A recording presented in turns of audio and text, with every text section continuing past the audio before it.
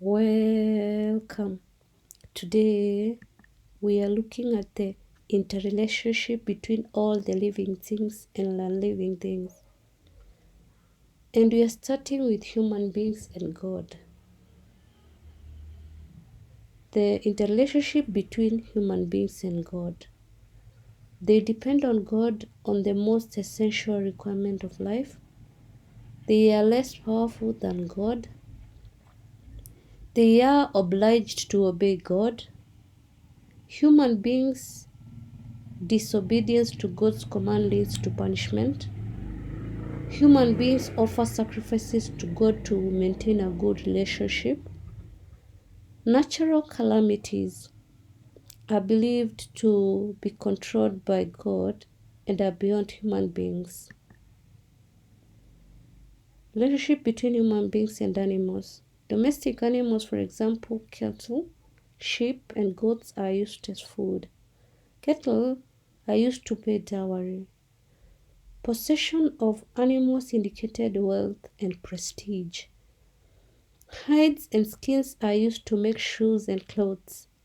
Some animals are used for labor to human beings. Some animals provide security to human beings. Animals were used as sacrifice to God. Animal characters are used to communicate social standards expected to the people. The relationship between human beings and plants. Vegetables are used as food. Pastoralists depend on the grass to feed their animals. Trees are used for fuel. Certain trees are medicinal. Plants are used as building materials. Plants provide shade to both humans and animals. Plants are used as totems. The relationship between human beings and non-living things. Human beings depend on the sun, moon, and stars to provide light during the day and night. Heavenly bodies help human beings determine times and seasons. Human beings depend on the rains to provide water to them and the growth of plants. Rocks and mountains are viewed as God's manifestation to human beings. Soil provides a growth area for all plants and settlement for all human beings. The land is the graveyard for human beings, which connects the living and the dead. The land provides water for human and animal consumption. How Africans use the environment to demonstrate they believe in God.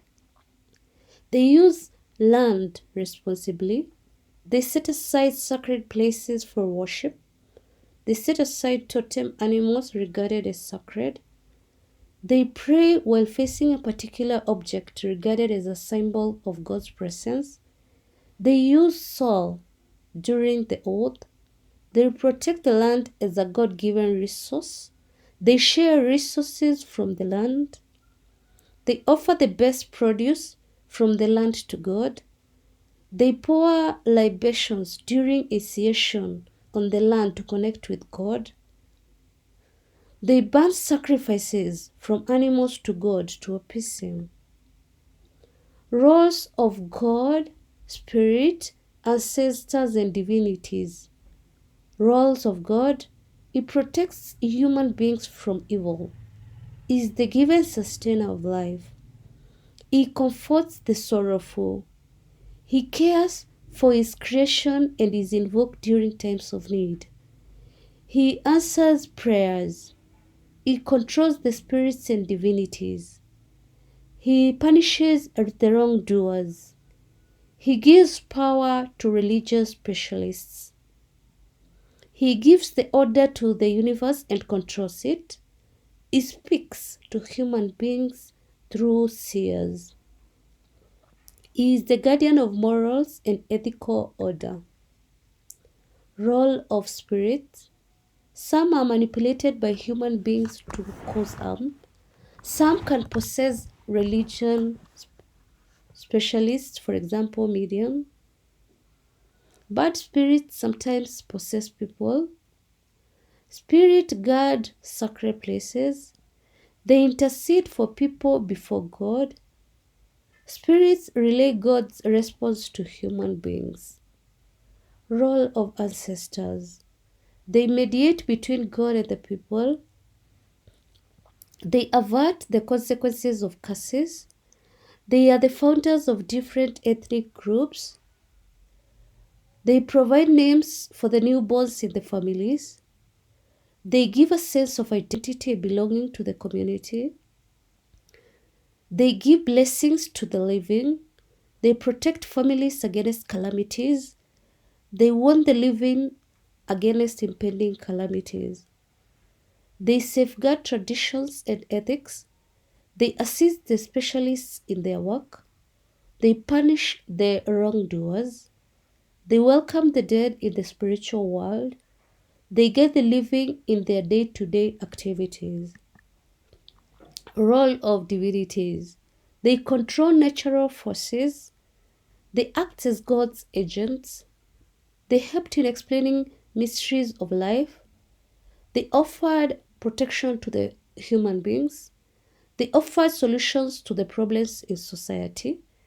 They brought punishment to the living when they committed evils. They acted as mediators between God and ancestors.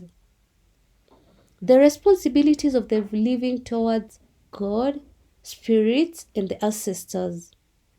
Responsibilities of living towards God. Taking care of God's creation, obeying God's instructions, worship God. They appreciate God's blessings, respect sacred places of worship, make their requests known to God, giving their children names of God, praying to God for protection, singing and dancing for God. Responsibilities of the living towards the spirits. Obey the will of spirits, protect the sacred places, respect and honor the spirits, console the spirits on spiritual matters, appeasing them by pouring libations. Responsibilities of the living towards the ancestors.